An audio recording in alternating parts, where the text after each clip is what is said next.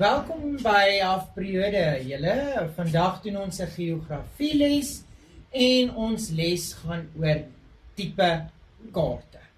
Nou, soos julle hier op die breinkaart kan sien, behandel ek 'n paar kaarte met julle. Dit is nie al die tipe kaarte nie. Ons kry nog tipe kaarte, maar ek gaan hierdie met julle behandel. Daar is so 1 of 2 in wat ekstra is, wat jy nie nou nodig het om te ken nie, maar die eerste 2 is jou belangrikste 2 kaarte wat jy op laerskoolvlak moet ken. Die laaste ene, sketskaarte, moet jy ook goed ken. So, kom ons kyk of julle na hierdie les verstaan en weet watter tipe kaarte stel wat voor. Ons gaan kyk na ons eerste een en dit is 'n staatkundige kaart. Nou ouens, 'n staatkundige kaart is 'n kaart, soos julle kan sien hier agter my, dui grense en lande en hulle hoofstede aan. Goed, so as ons die wêreldkaart vat met waar al die lande aangedui is met hulle hoofstede en waar tot waar hierdie land gaan voor 'n volgende land begin, dit is dan 'n staatkundige kaart.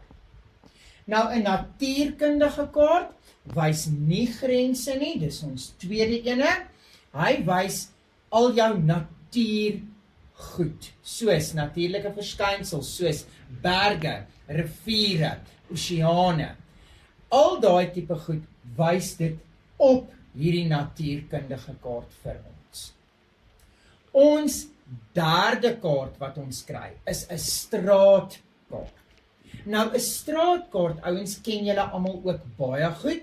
Dit is die kaart wat 'n GPS, 'n globale posisioneringsstelsel, gebruik sodat ons van punt A na punt B kan kom.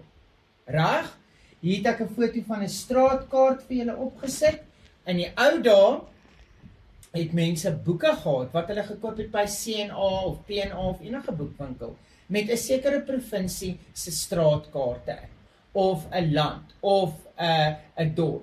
En so het mense van een punt na 'n ander punt gekom. Voordat die selfoon GPS opgehad het of voordat daai GPS selfs uitgekom het. Maar nou het ons die selfoon en die GPS waar ons nie nodig het om straatkaarte in 'n boekvorm te gebruik nie.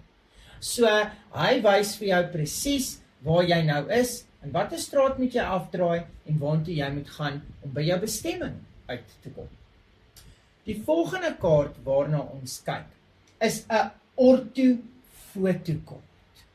Nou, 'n ortofotokaart is 'n foto wat geneem word uit die lug uit, wanneer hulle met 'n helikopter of 'n vliegtuig sou vlieg, en hy neem 'n sekere gebied af.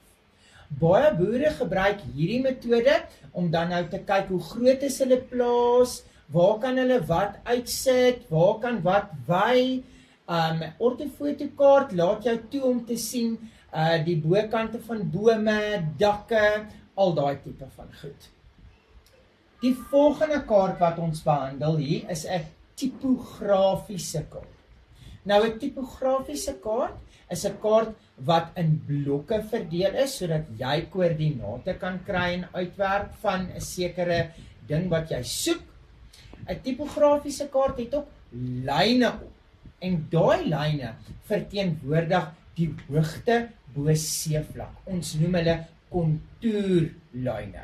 Jy sal baie meer met 'n tipografiese kaart werk wanneer jy in graad 8 en in graad 9 kom.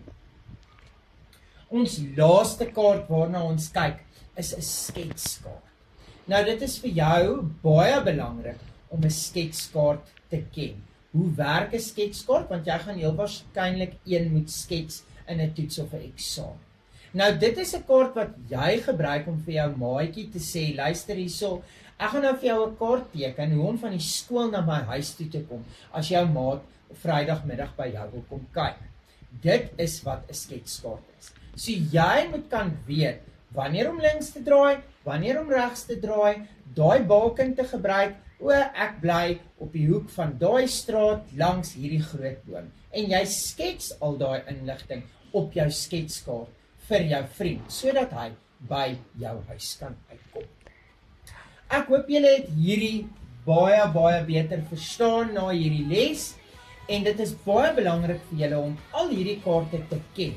Ken hulle eienskappe, ken waarvoor ons hulle gebruik, want dit gaan in 'n eksamen vir jou gevra word. Mag jy 'n wonderlike pouse hê en ek sien jou die volgende 8 periode.